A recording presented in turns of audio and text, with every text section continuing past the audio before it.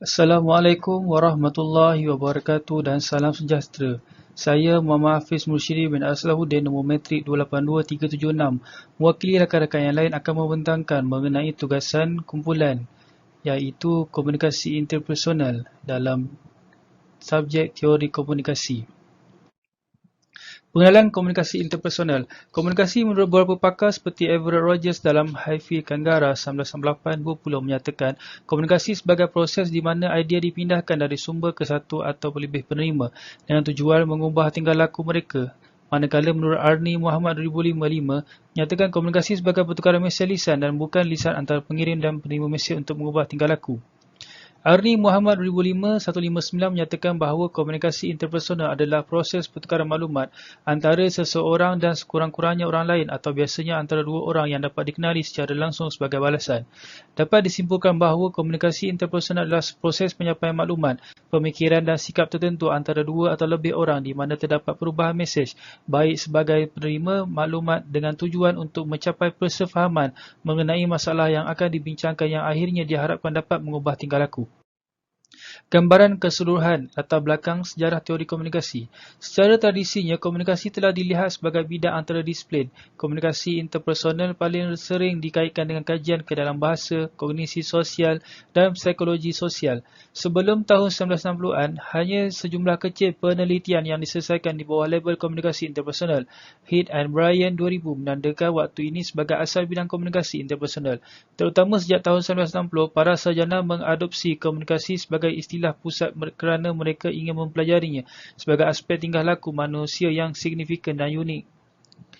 Penyelidikan yang dilakukan di bawah tajuk komunikasi interpersonal pada mulanya memfokuskan pada pujukan, pengaruh sosial dan pengurus dan proses kelompok kecil.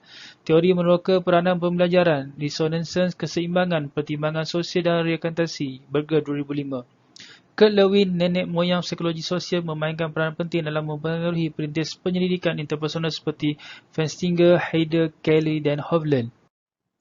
Konsep komponen pemboleh ubah utama teori. Komunikasi interpersonal mudah didapati di mana-mana. Hal ini menjadikannya satu bentuk komunikasi yang berlaku di mana-mana setiap hari antara rakan, pekerja, kekasih, pemimpin dan keluarga. Juga maklum malas dalam komunikasi interpersonal bersifat spontan, terutama dalam interaksi tatap muka, tidak seperti komunikasi massa di mana ia ditangguhkan atau dimediasi oleh teknologi. Komunikasi interpersonal menonjol dalam bentuk komunikasi lain seperti komunikasi massa, komunikasi tradisional dan komunikasi kumpulan. Penyelidikan misalnya telah membuktikan bahawa kesan media dimediasi oleh komunikasi interpersonal sementara terdapat juga jaringan persahabatan dalam kumpulan. Komunikasi interpersonal juga bersifat kumulatif dari masa ke semasa. Sebagai contoh, apa sahaja yang dikatakan oleh Ali kepada Abu hari ini akan ditafsirkan berdasarkan apa yang orang lain katakan kepada mereka pada masa lalu dan juga apa yang kita harapkan untuk mereka katakan. Andaian idea teori.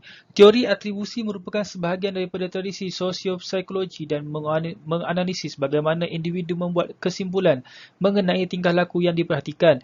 Teori atribusi menganggap bahawa kita membuat atribusi atau penilaian sosial sebagai cara untuk menjelaskan atau mengamalkan tingkah laku. Teori pelanggaran harapan adalah sebahagian daripada tradisi sosiopsikologi dan membahas hubungan antara penghasilan mesej bukan lisan dan tafsiran yang dimiliki oleh orang-orang terhadap tingkah laku bukan lisan tersebut. Individu mempunyai harapan tertentu untuk tingkah laku bukan lisan yang berdasarkan norma sosial, pengalaman masa lalu dan aspek situasi tingkah laku itu. Apabila jangkaan dipenuhi atau dilanggar, kita membuat andaian mengenai tingkah laku dan menilai mereka positif atau negatif.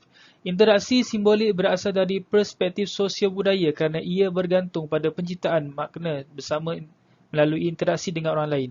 Teori ini memberi tumpuan kepada cara-cara di mana orang membentuk makna dan struktur dalam masyarakat melalui interaksi. Orang yang termotivasi untuk bertindak berdasarkan makna yang mereka tetapkan kepada orang, perkara dan peristiwa. Relevan teori dengan realiti atau keadaan komunikasi semasa dalam konteks organisasi awam atau korporat. Menurut Ibrahim Saedah dan Hadianto 2012 menyatakan sejak akhir-akhir ini, pihak majikan seringkali mempersoalkan mengenai kelemahan belia khususnya graduan universiti yang lemah dari aspek kemahiran insaniah khususnya terutamanya kompetensi komunikasi interpersonal. Komunikasi interpersonal yang baik mendorong lebih banyak pengiktirafan pekerja. Apabila pekerja mempunyai hubungan interpersonal yang baik antara satu sama lain dan pengurus mereka, mereka cenderung untuk mengenali kerja baik masing-masing dan memberi maklum balas yang membina. Pengurus yang mengekalkan profesionalisme Komunikasi di tempat kerja terbuka dan sikap positif lebih cenderung dilihat sebagai didekati oleh pekerjanya. Apabila pekerja merasa seperti mereka boleh bercakap secara terbuka dengan pembuat keputusan, gosip dan khabar angin di tempat angin kemungkinan besar akan berlaku. Analisis kritikan terhadap teori. Sebenarnya banyak manfaat yang kita boleh pelajari dalam komunikasi interpersonal dalam seharian. Ianya boleh membawa faedah intelektual yang terkandung dalam memahami orang lain dan diri sendiri. Selain itu juga, komunikasi ini memberikan faedah latihan dalam bentuk pengalaman peribadi dalam berinteraksi dengan orang lain.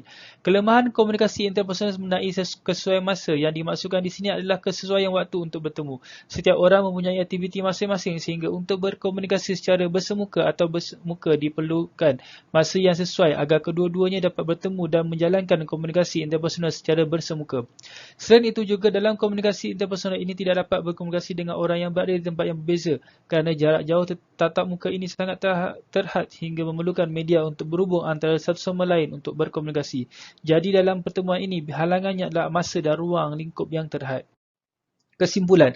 Secara kesimpulannya, setiap teori komunikasi ini mempunyai kelebihan dan juga kelemahannya. Apapun, teori komunikasi secara interpersonal ini adalah lebih mudah dilaksanakan ini kerana ianya melibatkan komunikasi antara individu yang terdiri daripada dua orang atau lebih daripada itu.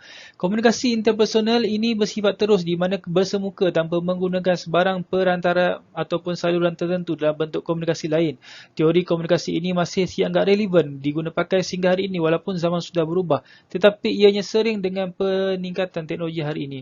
Walau bagaimanapun, apa saja teori komunikasi yang diperkenalkan oleh ahli pakar daripada Barat, kita berpendapat bahawa komunikasi yang diajarkan dalam agama Islam iaitu beradab dan bersopan santun tetap menjadi keutamaan